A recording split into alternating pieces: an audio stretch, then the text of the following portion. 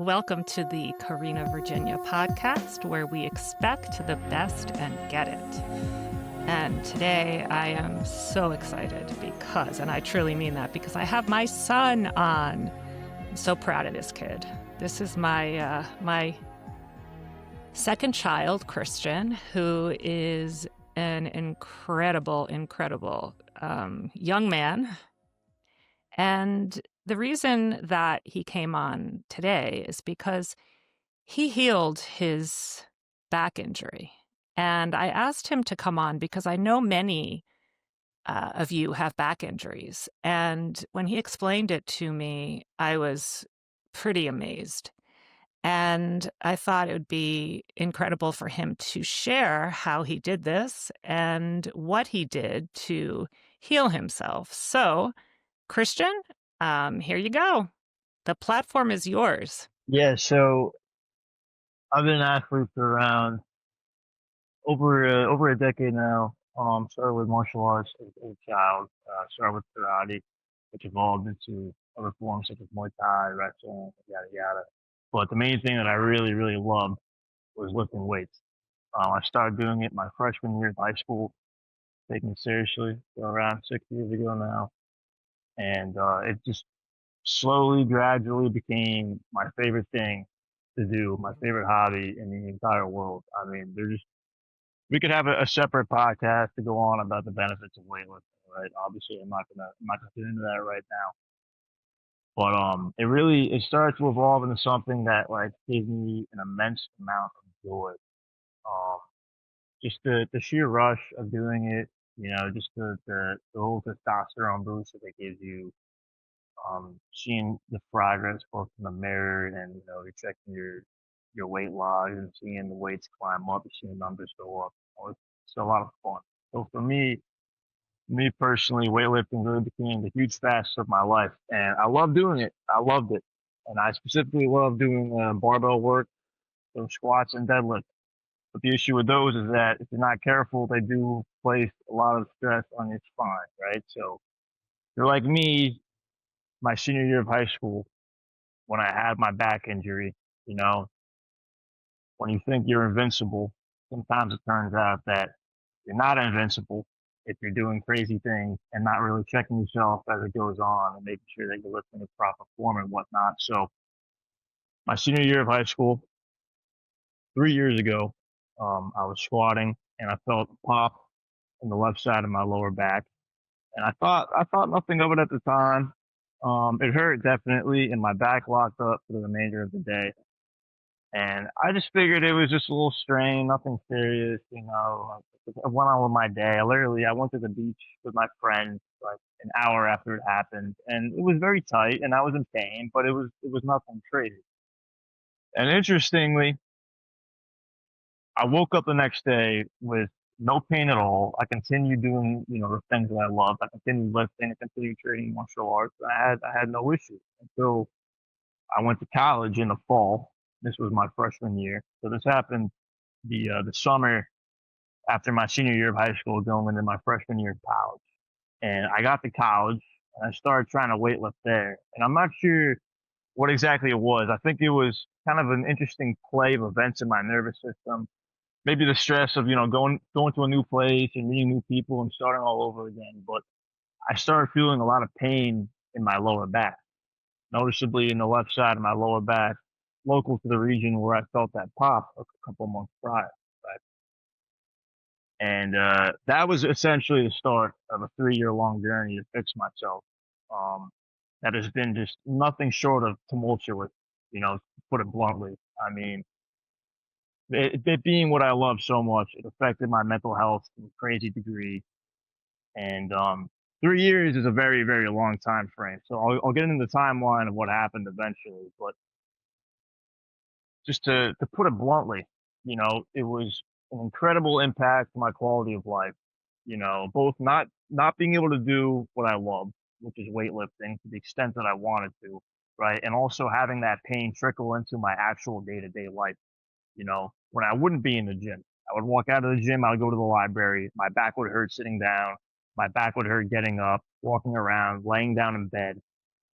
And I'm sure for most of you listening to this who also suffer from back injuries and chronic pain, you know exactly what I'm talking about. Is that it is a very very massive hit to your identity when you're not able to kind of do the things that you love, and it can make you feel very weak and almost just kind of fragmented, right?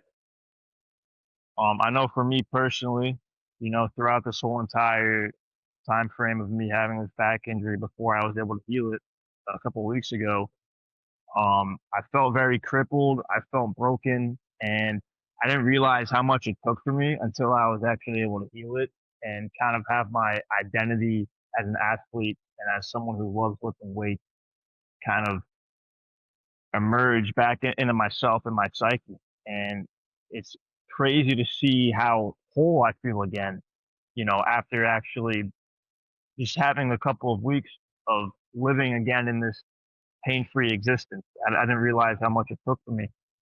And just to give people hope, you know, you can always return. And I'll get into the elaborate schema of how I did it soon, but there's always hope.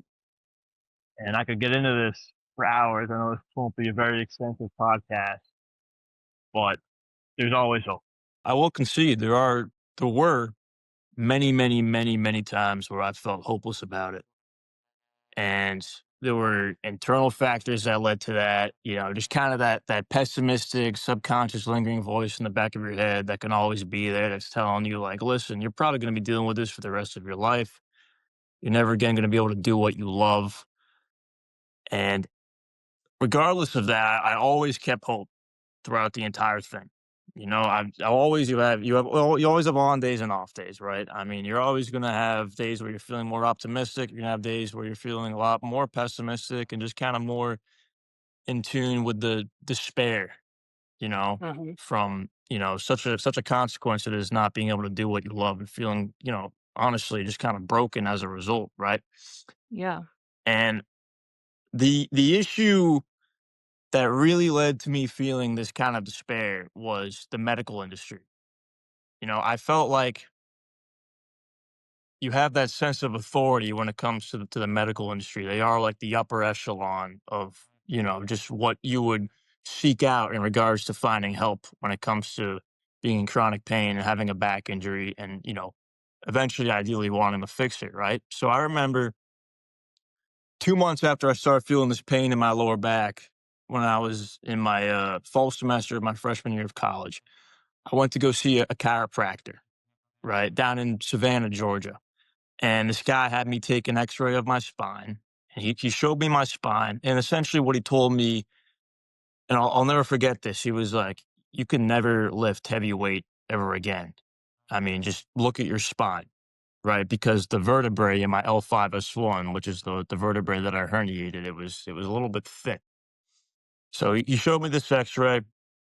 And he made me feel so broken. And I think right there, that was the moment that I kind of had a bit of my identity almost sucked from me because you're dealing with this guy who's supposed to be, an authority on the subject, right? But the issue is that, a lot of these guys are quacks and don't actually know what they're talking about, right? He made me feel so broken, and I remember just the amount of despair I felt walking out of that office just because I trusted him. I thought he was an authority on the subject. I thought he knew what he was talking about. I remember walking out of that office, driving home, and it was a very emotional time because I started battling with these thoughts of, wow, maybe I'm going to be stuck with this for the rest of my life. Maybe I really can't ever lift heavy again. I can't do what I love at the end of the day, right? But I never lost that hope. There was always still that flicker of hope that, you know what? Listen, he says X, but I'm gonna do Y. You know what I Was this mean? before or after you had the MRI? This was way before. I didn't get the Okay. MRI until 2 years into my back injury. It was the summer of 24, right? And before that, I was kind of battling in that 2-year time frame of what to actually do because I never had a proper diagnosis. I felt the pain all of my SI joints, the sacroiliac joints. So you have the pelvis, right? You have the sacrum, which connects to the spine, of course. And then you have the ilium, which are the two like elephant ear looking things that attached to the sacrum. So in between the sacrum and the ilium, you have these little joints called the sacroiliac joints. And they kind of they move a very, very small amount when you're walking, for instance, and your ilium is shifting forward and creating that figure eight motion. I experienced debilitating pain in those sacroiliac joints, and that was the main cause of my pain. And I remember I would obsessively research online how to fix it. And there's no amount of information that I could find that was good enough because it was either all these PubMed research studies, speaking in medical jargon that like as a freshman in college, I have no idea what these guys are talking about. And then you have on YouTube, if you look up, quote unquote SI joint pain, you have all these physical therapists and chiropractors making these YouTube videos just giving you band-aid fixes on what to do. So like, okay, here's this one stretch that'll pop your SI joint and make you feel okay for 20 minutes. But it's not doing anything to permanently alleviate your pain. So I was unable to find on the internet a middle ground between, all this elaborate information that I frankly couldn't understand, on one side of the spectrum, and on the other side of the spectrum, all these people saying, "Well, yeah, you've SI joint pain, just go ahead and crack it, and you'll maybe feel okay for like an hour maximum." I was unable to find that middle ground, and I remember I researched endlessly and tirelessly, just trying to figure out what was wrong with me, and I couldn't find anything because I didn't feel any pain in my disc. That was the issue. That's why it took me so long to go to an orthopedic 2 years after my initial injury and actually get a diagnosis and get an MRI of my spine because I only experienced pain in my pelvis. So there was no reason to really get an MRI of the spine. I remember I went to the orthopedic. I told her my symptoms and I was like, okay, are we going to get an MRI of my pelvis? Because I think that's where the issue is. And she said, no, we're going to do an MRI of your spine. And I'm like, okay, I mean, anything's fine at this point. Anything that can help me get closer to figuring out what this is and filling in the puzzle pieces, that's perfectly acceptable. And I remember sitting there in her office, like I said, 2 years after the initial injury. It took me that long to figure out what was wrong with me because the pain, sometimes you can have a herniated disc, right? And the pain will be redirected to other areas of the body. That's what's very tricky about it in a lot of cases is that it's hard to really find your actual diagnosis. And I'll get into that a lot more later. But I remember sitting in the office of the orthopedic and she showed me the results of the MRI, told me I had a herniated L5S1. And I just remember just like the the shock was written all over my face, you know? And essentially what she told me, because when you go to an orthopedic and when you receive a diagnosis that's disc related, they give you two options, right? They say, okay, you go to a physical therapist, and this is what she told me. She's like, yeah, you're gonna be in a physical therapist office, pretty much for the rest of your life because the pain's always gonna come back and you're always gonna have to kind of go and give it more band-aid solutions to fix it temporarily, which is what most physical therapists do. It's either that or you get surgery for it. None of those two options are ideal at all because both of them are going to have you in chronic pain for the rest of your life. If you just kind of concede defeat and say, okay, yeah, we'll have a herniated disc. This is going to be a permanent thing. I'll just go to a physical therapist for the rest of my life, which most of them, unfortunately, this is also my issue with the medical industry, is that a lot of them just give you these cookie cutter exercises that don't really challenge your actual structure at all. They give you these little abdominal exercises that you can do, and you hit a plateau with these exercises after a while because usually they're body weight exercises that target your core. But the issue is that you could do them for a week and you'll stall out because they don't teach you how to progress these exercises. They teach you to get to a certain point. Let's say if 0 is debilitating back pain and 100 is you curing your injury. It'll bring you up to 10% where, okay, I've restored functionality of my core to this point that is 10% that alleviates some of my pain, but it doesn't get you up to the point where you're actually strong enough to eliminate the symptoms of pain. So it brings you up to that 10%.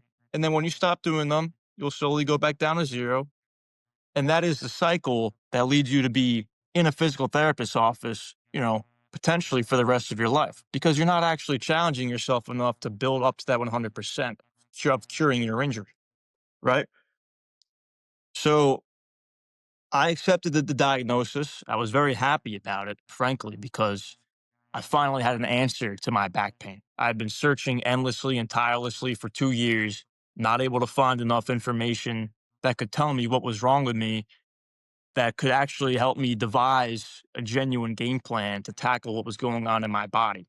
So, being told that I had a herniated disc, even though it was very alarming because I thought at the time, oh my God, well, herniated discs, I know people in my life, for instance, Mama, yeah, mama mama. and Uncle Owen, right, who have herniated discs, and they deal with it. Mama's my mom by Hmm. anyway. Mama is Christian's grandmother, my mom, who is in a wheelchair now from, 2 failed back surgeries. Yeah. Right. Exactly, and that is the issue, and I already mentioned the fault with, seeing physical therapists for the duration of your life, but surgery, especially the ones that are invasive, which most are, you're cutting into the fabric of your spine, you're cutting through nerves and muscles to the point that they can't really ever heal. So even though you're getting screws in your back, right, which, supposedly helps your back injury, you're doing a lot more damage than, you know, good at the end of the day, right?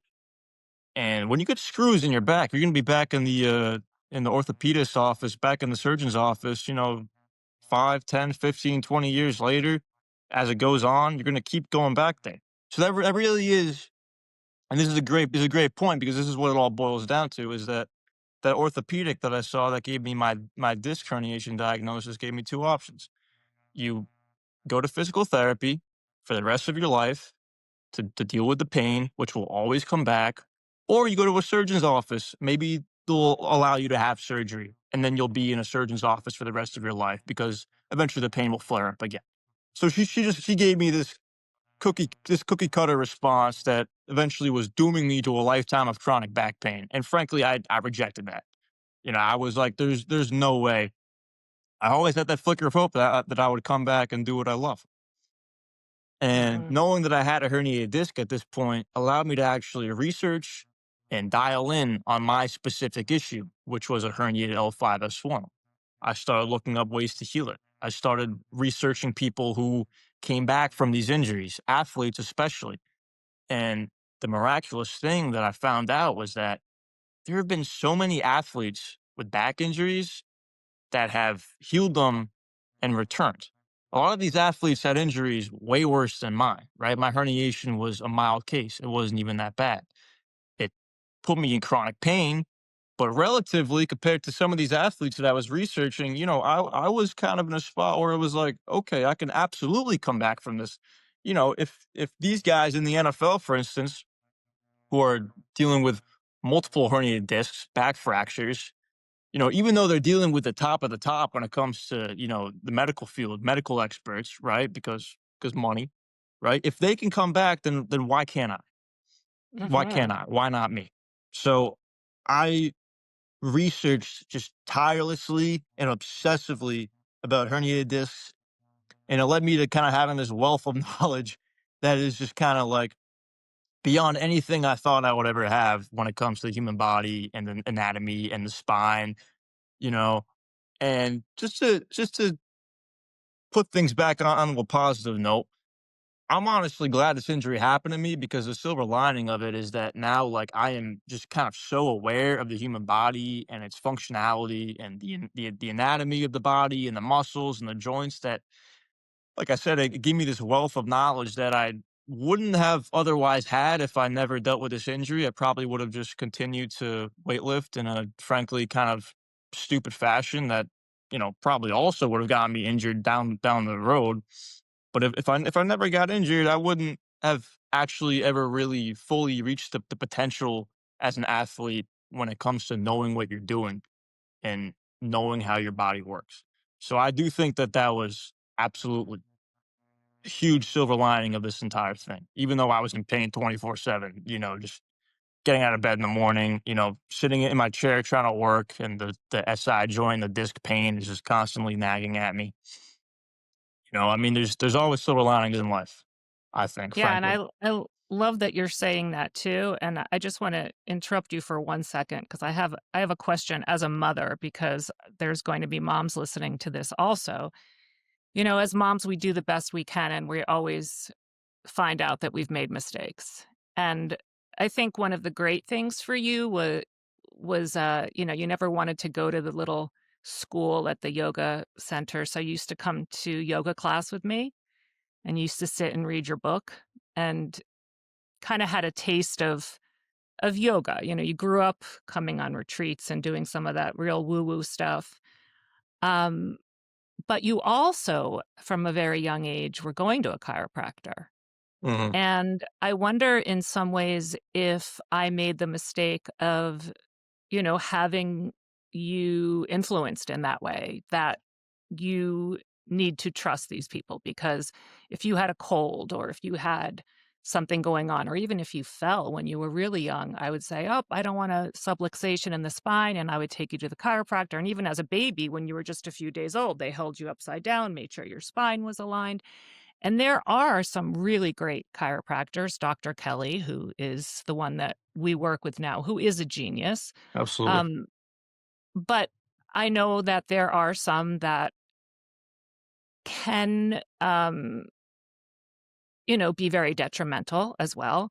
And I wonder in some ways if I taught you to respect authority figures and to kind of give your power away because that's something that I used to do.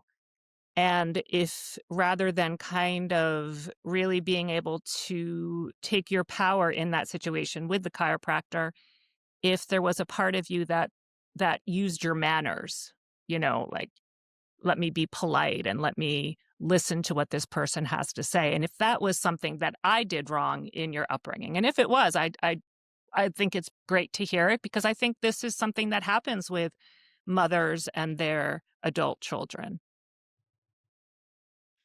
I don't think it was your fault as a mother at all. I think it's both the fault of human psychology and just also the medical industry when it comes to the fact that you go on to see these people, whether it's a physical therapist or a chiropractor, and cognizantly you're thinking, okay, these people have degrees, right? They Mm, have expertise in their field, which is either chiropractic or physical therapy or the spine if you're an orthopedic, whatever it may be. So you're kind of appealing to authority because you think that, well, they researched, they studied, they busted their ass, pardon my language, to get to this point of having a degree and being able to have a profession in their field. So they should definitely be right, right? Like it's they should be correct. It's their word over mine.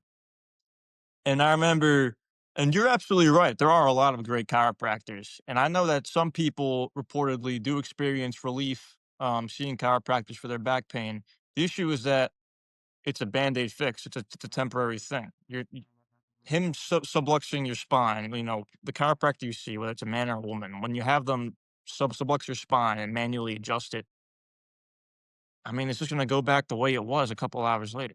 So, I me personally, I'm of the camp that you're throwing your money away, getting these temporary solutions to your pain when you could actually, you know, put some mileage towards permanently fixing it. That's my personal opinion. But mhm, to go back to reference the chiropractor that I first saw, which was the first professional out of I think maybe 7 or 8 that I actually saw, you know, in this 3-year time frame of trying to heal my back injury. I saw a lot of people because I didn't know what was going on with me, and they all gave me different opinions, and it was very meandering and very confusing, and frankly, I didn't know who to trust and who to listen to and who to not listen to. It was confusing. But this guy specifically, I remember just kind of thinking in the back of my head when he was telling me this, because this is what he told me. You know, he told me that I couldn't lift heavy ever again, but he said, "Well, yeah, you can't ever lift above 100 pounds ever again." And I remember in the back of my head, from my knowledge as a weightlifter, I'm like, "What the f are you talking about? So you're telling me I can do a 100-pound deadlift, and I can also push 100 pounds over my head, and they're gonna have the same, amount of effect on my spine?" Because obviously there's a degree of movement, leveraging the human body. Obviously, you're going to be a lot better at pulling 100 pounds off the ground than you are pushing it over your head, or pushing it up, doing a bench press like that. So him giving me this blanket statement of saying, "Oh, you can never lift above 100 pounds ever again." I'm like, in the back of my head, I'm like, buddy, what the hell are you talking about? That's not how that works at all. But because I was so vulnerable in the state Mhm. of having this, at that point it became chronic back pain, and it was really bad at that point. I mean, it was really bad, Mhm. and like I remember, and that's not I how dealt you with it. Yeah, I dealt with it you all didn't day, every single day, and I never really spoke up about it until it got really bad because I'm just thinking like, well, I mean, what are the people around me gonna do about it? I just gotta, toughen it out and hope it goes away soon and see some professionals and get fixed. But I mean, I like it was a sorry, it was 3 years of frankly just kind of help, just having to deal with Mm. this. And the worst part is that I became so desensitized to it. But I'm getting off track here. Let me go back to the chiropractor because he was such an authority figure, and because he had studied, because he had a degree, right? Even though in the back of my head, knowingly, I'm thinking, well, that's not how weightlifting works. You don't know what you're talking about in this regard. The fact that I was in such a vulnerable state and trying to fix my injury, I was just kind of like, oh, okay, okay, yeah, yeah, yeah. No, sure, that makes sense. Because I saw him as this figure that like I saw potential in him to fix me. So I don't want to I don't want to piss him off and disagree with him, you know?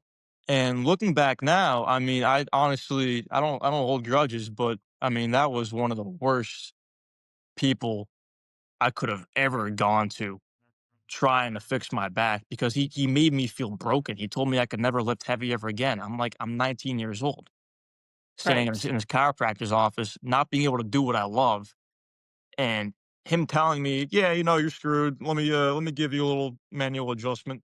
I mean, just you got to think how that made me feel.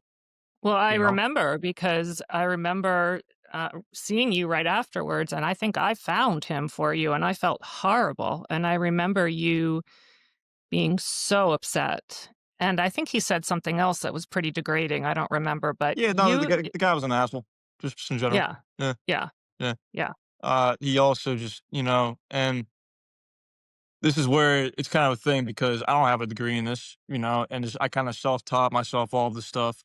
And I understand that some of these people, well, if you're a professional, ideally, if you're not a total quack, you have an actual degree and you're qualified to operate as a professional, right? A lot of these guys have no idea what the hell they're talking about.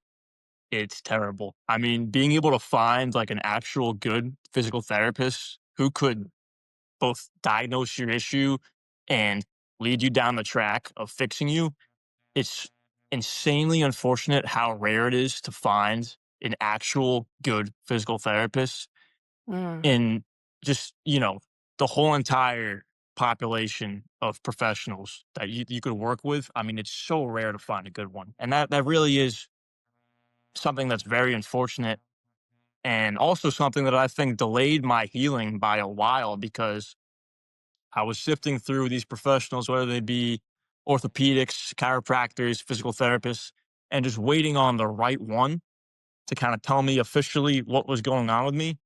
And it literally took me, 2.5 years later, this past spring of 2025, when I finally saw the last ever physical therapist I would ever go to for this issue, thank God. And what he told me, and this is a very, very big thing. And I think that people who are watching this with back pain need to look into this. It's called neuroplastic pain. Okay. So, what this physical therapist told me, I gave him my history of back pain. He's like, yeah, okay. So, you're 22 years old. You had a disc herniation 3 years ago. The disc is healed by now. The body's cleaned up the injury. What you're stuck in is a chronic loop of pain feedback triggered by your nervous system because you're afraid. You're afraid of the pain. You hold fear, around the pain, surrounding the pain. You harbor a lot of just kind of like just precariousness, precariousness and fear.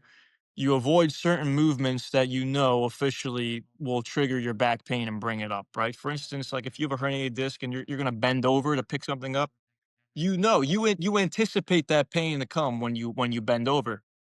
So what happens is that even though your disc herniates relatively quickly, new research is coming out to support that the body cleans up the herniation. It could take like months to a year, but it does clean it up. The issue is that your brain starts anticipating the pain, your nervous system starts anticipating the pain from certain movements. So even though there's no genuine physical structural cause of the pain, because your nervous system is so trapped in thinking, oh, when I bend over, I'm going to experience back pain. When I do my golf swing, I'm going to experience back pain. When I lift this kind of weight, I'll experience back pain. You do experience the back pain because your nervous system is constantly on this state of alert, right? So a huge thing for me, thank God for this physical therapist in Boone, North Carolina, at my college at Appalachian State. I was able to actually fix my back pain through the power of my thoughts and Wow. envisioning my spine as like this solid structure that was like bulletproof and thinking, "Well, there's nothing wrong with me. There's no reason that I should be in pain right now. I trust myself. I trust my body. I'm able to do this movement. There's no reason why it should be pain. Even if there is pain, it's safe. It's fine. There's no reason to be afraid of it. There's no reason to be cautious around it. It's okay. It's just my nervous system.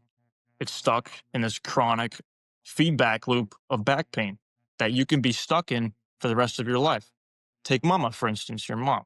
I guarantee you that that is, well, besides the back surgeries, right? She's in neuroplastic pain because she wakes up in the morning, she gets out of bed. What's the first thing she expects when she gets out of bed, right?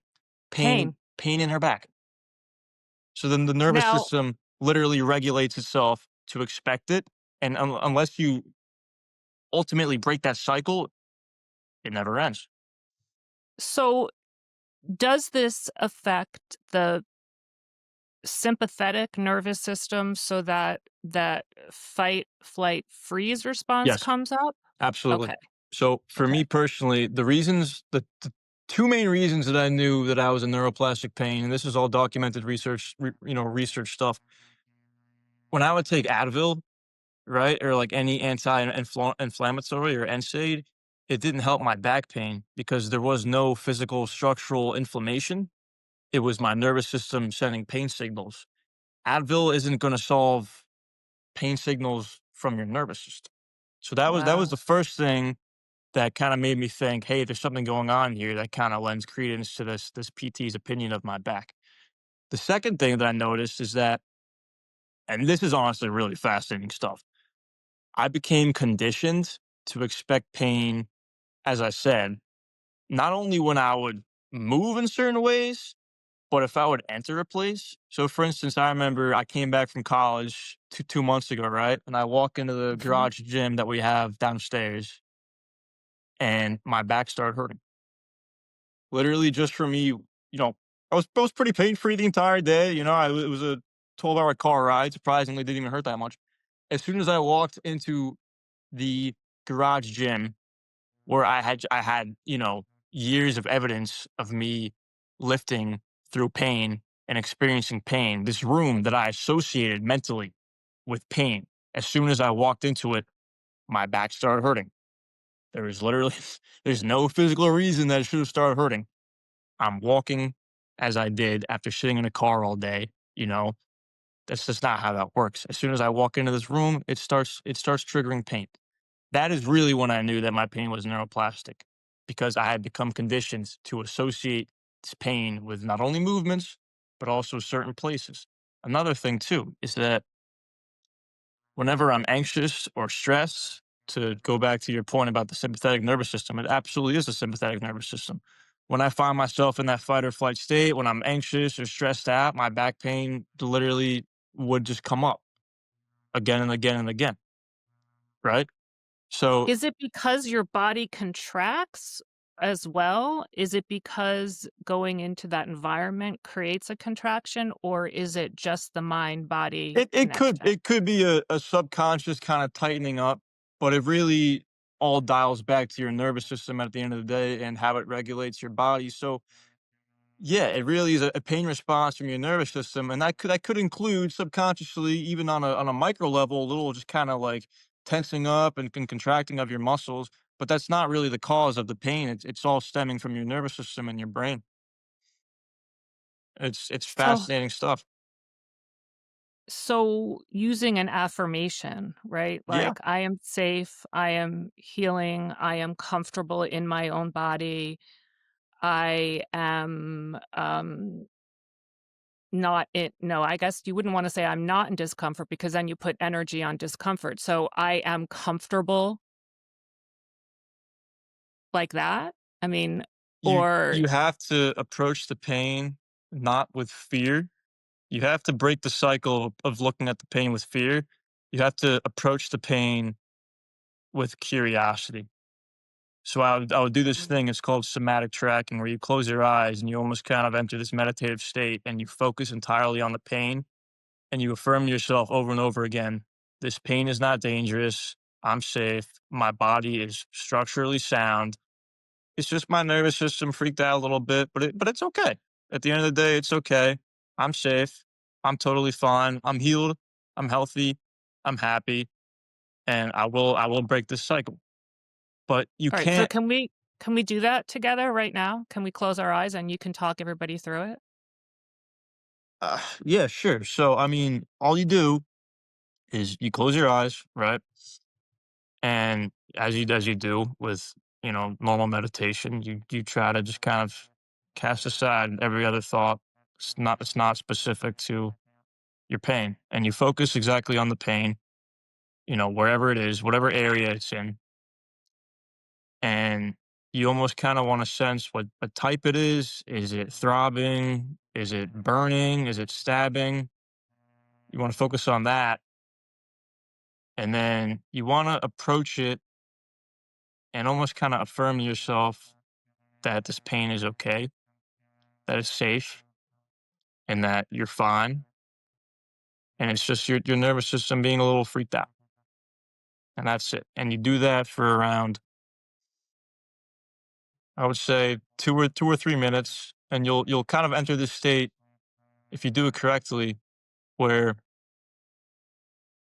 when you focus on the pain, after a while, it eventually almost kind of either transforms into a different kind of sensation, whether that be mild discomfort rather than pain, or it could even end up dissolving entirely.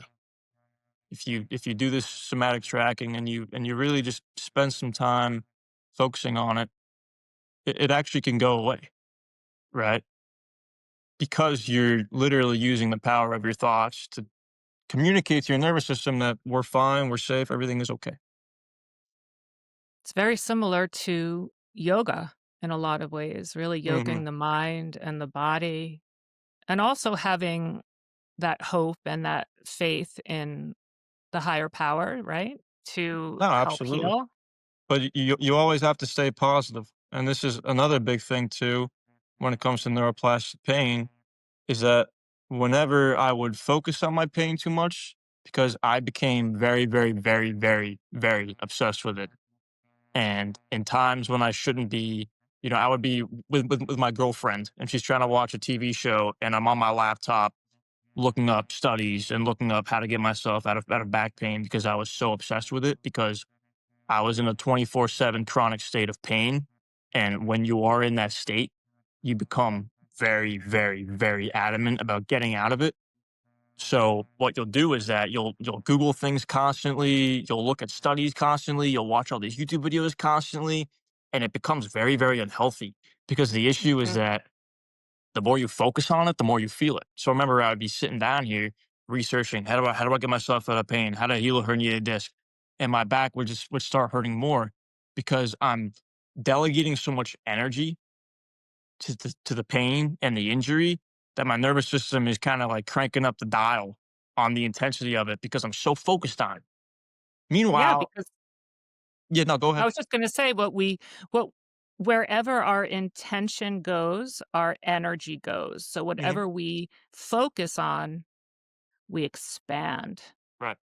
And so it's not about turning off a feeling or even turning off the pain body or a sensation. It's about embracing that it's there and doing the work to not dissociate from it by just getting information, but instead to embrace it and then talk to it and talk through it. right? Is that what you're saying? Yeah, but at the end of the day, you can't you have to find this fine line because the only reason I was able to get myself out of this pain in the first place was just like the arduous, like intense amount of hours I poured into like figuring out what was wrong with me and also just how the human body functions, how the spine functions, how the nervous system functions. I mean, like I spent hundreds of hours researching this thing, trying to get myself out of pain. But it also kind of got to a point where I already knew a certain amount of information that could get me out of pain, but I chose to kind of continue going because I almost became it's kind of crazy to say, and this is a very like, random and niche subset or category of addiction, but I became very, very addicted to almost not even almost. I became addicted to researching about back pain because it became like an obsession of mine. Like I was just so Mhm. fascinated by it. And then like inherently that's not really a bad thing. You could argue it's a passion or a hobby, but no, it was obsessive because, an addiction becomes a problem when it bleeds into your personal life. Like I mentioned, I was sitting with my girlfriend, we're trying to watch a movie and I can't get off my laptop, researching back pain. That's a problem. That's not healthy. That's not okay. And as I mentioned, it ultimately just made it worse. So you really do have to find the fine line between, if 0 is not knowing anything about your body or what's wrong with you, and 50 is knowing what is wrong with you and how to fix it, you don't want to cross that threshold. You don't want to go on a 51% or higher because there's no point. And then it's just becoming an unhealthy obsession that is frankly kind of meaningless because you already know what's going on. You know the game plan about how to fix it. All you got to do is wait till your next rehab workout and then do the exercises there. And you literally just like do not worry about it in the meantime because then it becomes a very unhealthy, addictive obsession. So that was a thing for me too. Was like kind of managing how to almost stop researching it so much because frankly, frankly, when I was in a state of existing outside of my back pain, when I was hanging out with my friends, when I was, doing my other hobbies, when I was engaging in school and like really zoned in and locked in on what I was doing, I wouldn't notice my back pain at all because I was delegating zero energy to it. I wasn't focusing on it at all. So there was no reason for my nervous system to be triggering the pain. Meanwhile, if I'm thinking about it a lot, if I'm obsessing over it, yeah, it's gonna be hurting a lot because I'm just you think about it. I mean, it all boils down to you thinking in your head over this time frame, I have back pain. I have a back injury. I'm in chronic pain. I Mhm. need to fix it now. I need to fix it. I need to get myself out of it. And it creates this sense of urgency that also plays into your sympathetic nervous system and turns up the dial on the pain because it's urgent, it's frantic, it's obsessive, you know? And that Yeah. absolutely can also contribute to your pain without you realizing it. It's a very, very interesting phenomenon because it seems like it would be productive, but it's actually so counterproductive at the end of the day. So it's about having the awareness, getting the awareness from your research, but not obsessing on the research, not allowing the research to become an addiction, Mhm. but instead starting to use the research that resonates with you as part of your work, part Yeah, of and your meditation. it sounds ridiculous. Like, how the hell do you get addicted to No, it doesn't researching sound about back pain? it But doesn't sound it's a real ridiculous at thing because you all. know what? It's not about what you're addicted to. It's about your neurotransmitters and your your dopamine, for instance. If It I'm get, absolutely is. if I'm getting a dopamine hit, which I would because I don't know why I'm just so fascinated about this stuff. It really is like a huge Mhm. passion of mine. Not only lifting, but like the the inner workings of lifting in the human body. If I'm getting a dopamine hit every single time I'm learning something new about the spine or the body, especially when it's relative to my case and it matters to me, dopamine hit is like literally just massive. Yeah, it can absolutely become an addiction. Because Absolutely. it's playing in your reward system. It's the same thing with any drug.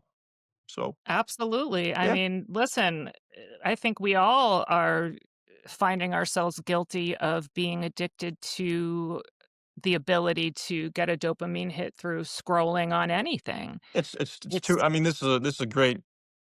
subject, but yeah, I mean, it's too easy these days. It's way it's Yeah. way too easy.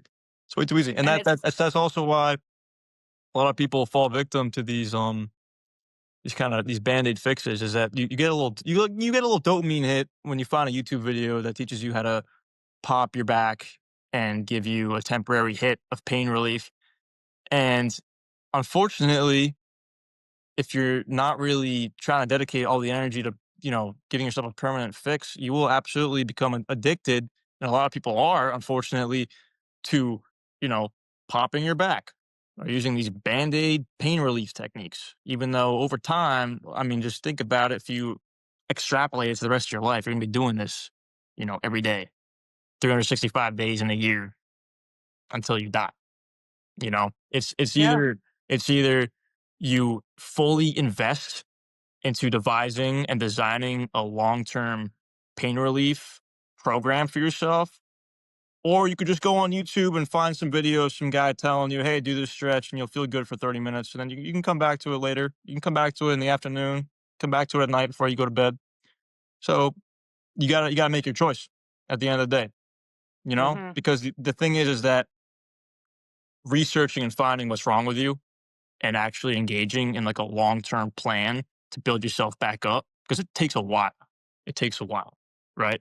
That is a lot more difficult and harder than going on YouTube and taking 2 minutes out of your day to kind of like, I don't know, twist your back this way, feel a pop, and maybe you'll feel okay for like an hour or so. But So isn't it you gotta leverage it, you know? it's like anything else, we don't want to do the work, right? It's like we can have all the books, we can have all the information, but in essence, that can become a distraction from really going into the feeling.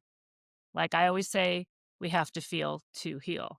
It's a form of distracting from what's really going on by maybe looking at someone else's story or just finding out a bit of information that might help us. But it's when we really do the work that the change happens.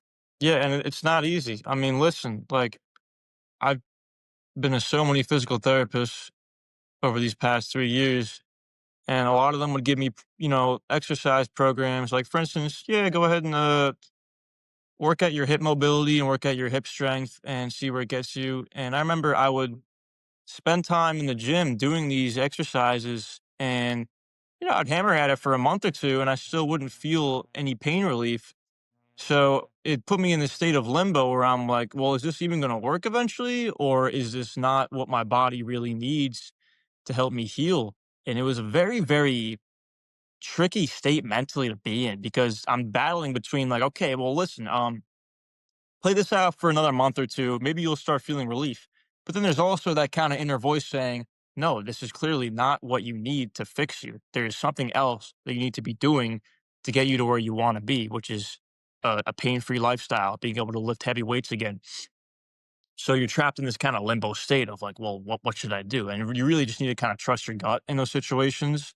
And it does help to know what's actually going on with you, because then you can actually devise a plan that is tailored to you, tailored to your back injury.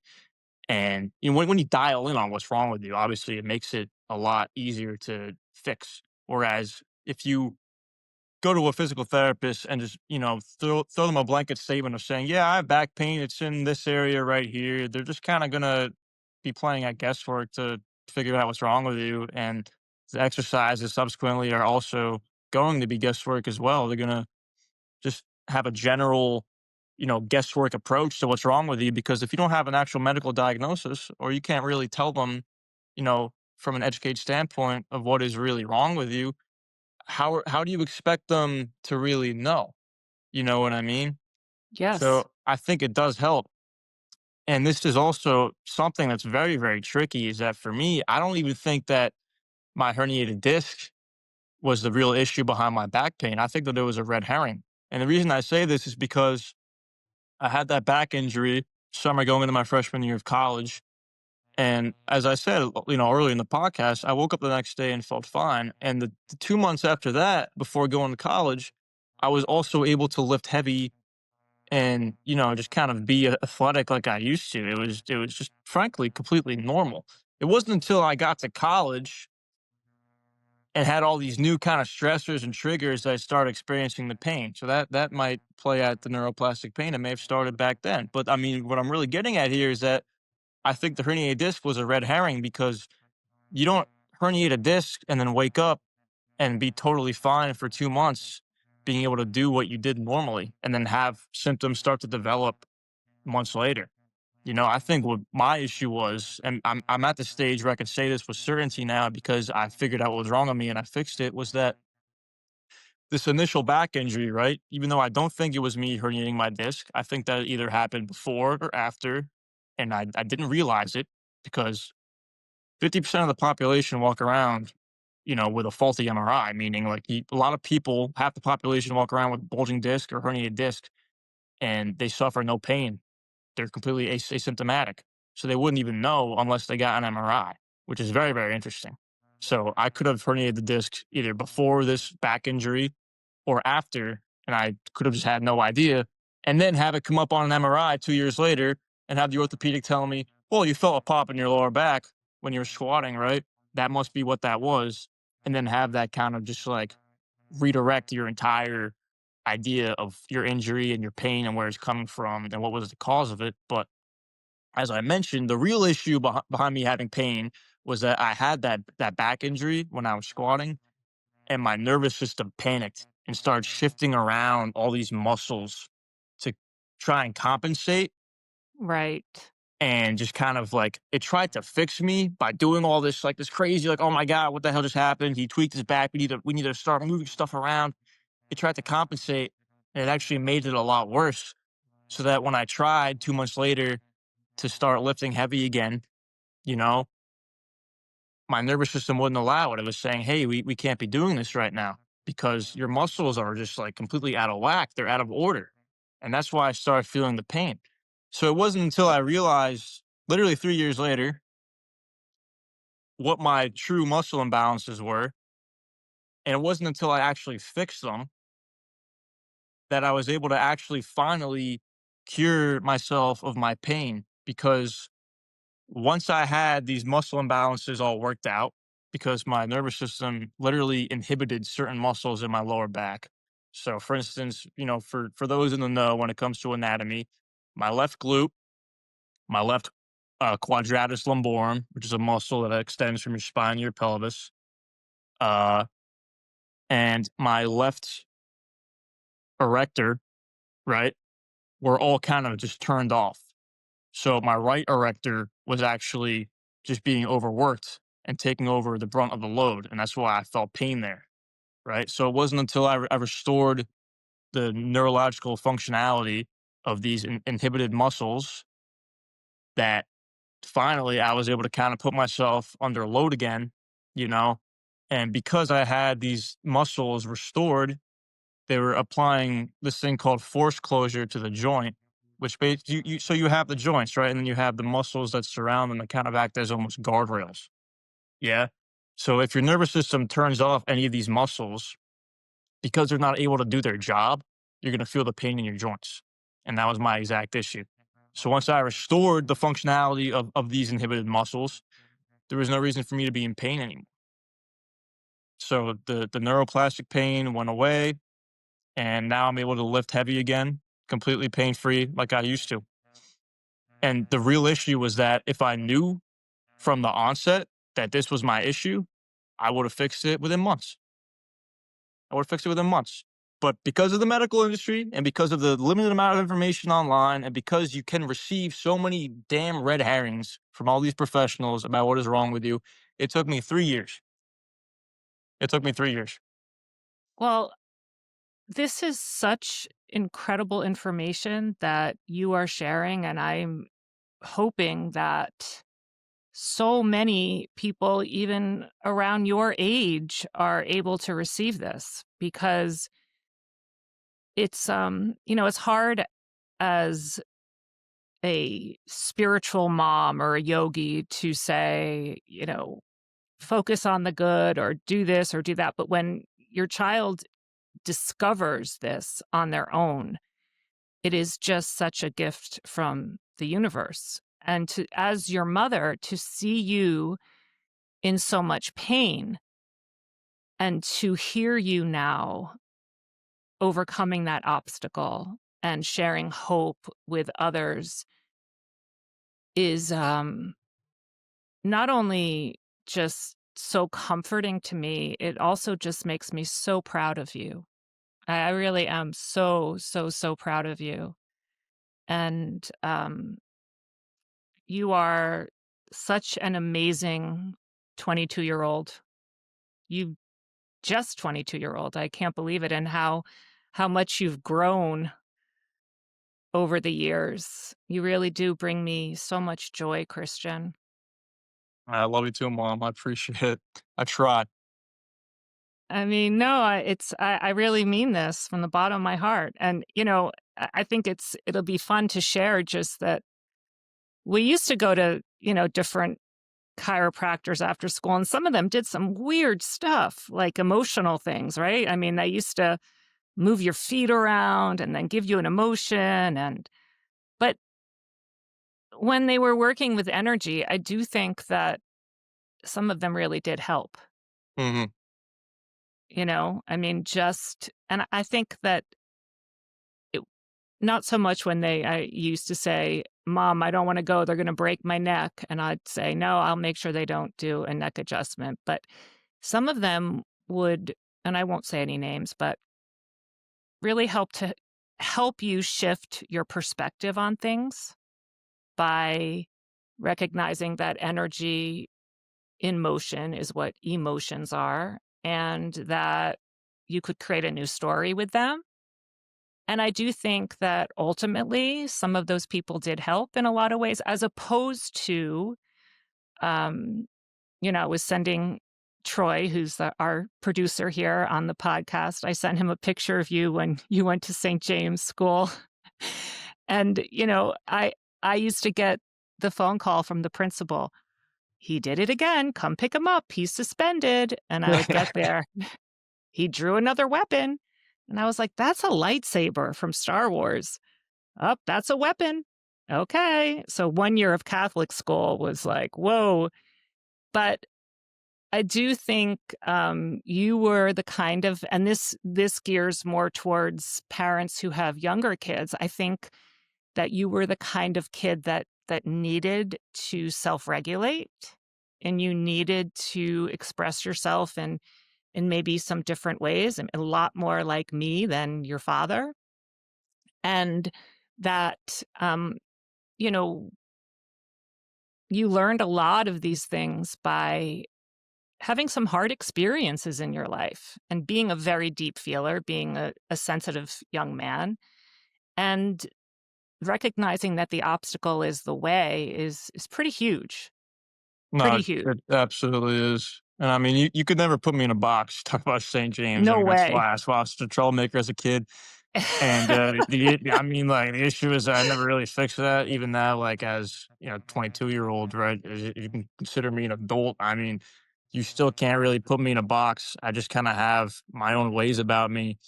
And obviously, I've matured to a point where I can regulate it, obviously, because you have to. You know what I mean? But it does have a lot of boons too. It has a lot of perks. When you just kind of are this uncontrollable force.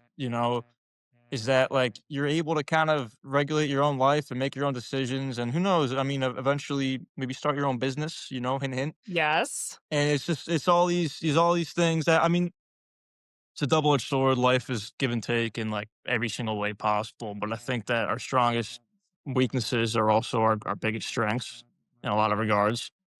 And I think that was the main reason I got myself out of pain in the first place was I would go to these physical therapists, I'd go to these chiropractors, and there'll be a voice in my head saying, "Hey, these guys are wrong. Like I know they're authority, and you've always had a problem with authority, Christian.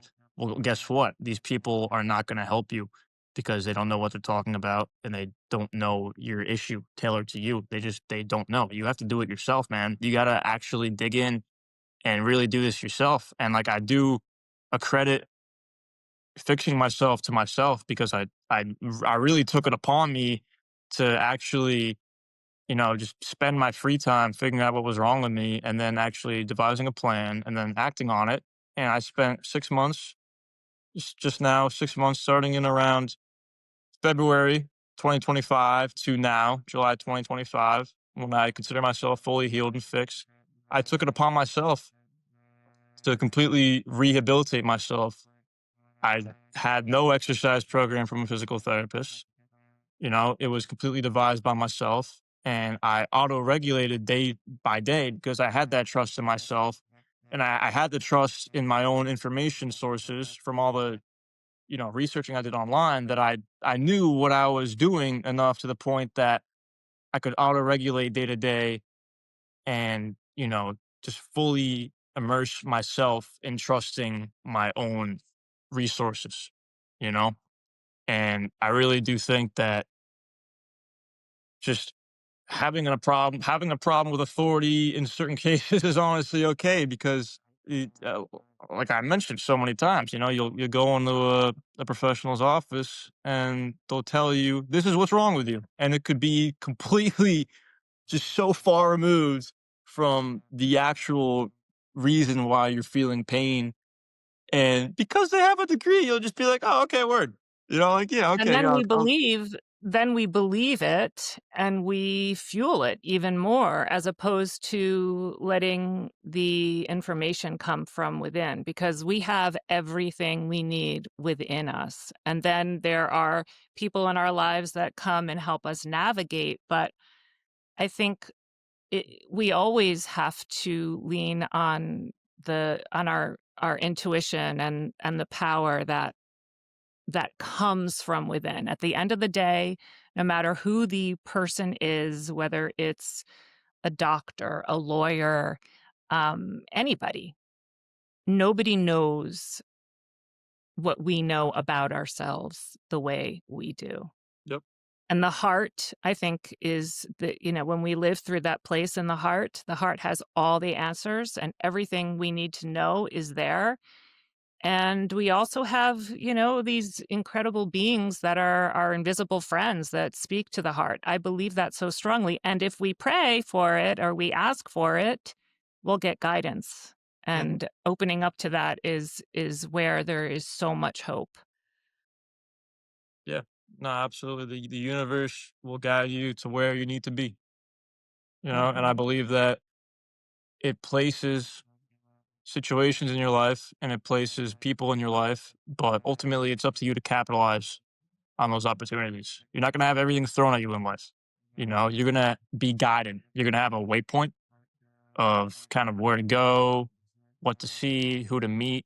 But unless you actually kind of pull the inner strength out of you and really have the courage to like go get after what the universe is sending towards you, you're not going to be able to do it. And you're going to miss those chances. You're going to miss those opportunities. So yeah, trust in the universe, it'll take you to where you need to go, but trust in yourself because you have to have that personal autonomy and strength to kind of really, really go get after what you want. It's not all going to get placed in your lap, you know? Yep. You'll be granted certain little tangents, little, bits of information about, hey, maybe this is the track you need to go down. This is the road you need to follow. But unless you get on that road yourself and go down it, don't expect to see any results. You gotta take accountability always, always. Yeah. Whether it Yeah. whether it be a back injury or just literally anything else in life. I mean, always gotta take accountability. You gotta trust Agreed. yourself. You gotta trust yourself. Yeah. I agree. Well, thank you for taking this time, Christian. I love you so much. I really love you so I much. love it too. Thank you And for having me on. I'll have you on again, and I'll have you and All right. Gabriella on together. You can both make fun of me. This All probably won't end right. up happening. Mm. No, I think it will. I let them make fun of me. So thank you all so much for tuning in to the Karena, Virginia podcast. And thank you again, Christian, my incredible son, who is a young man now. I can't believe it, for sharing such uh, deep wisdom with all of us. I learned a lot myself taking this time to really listen.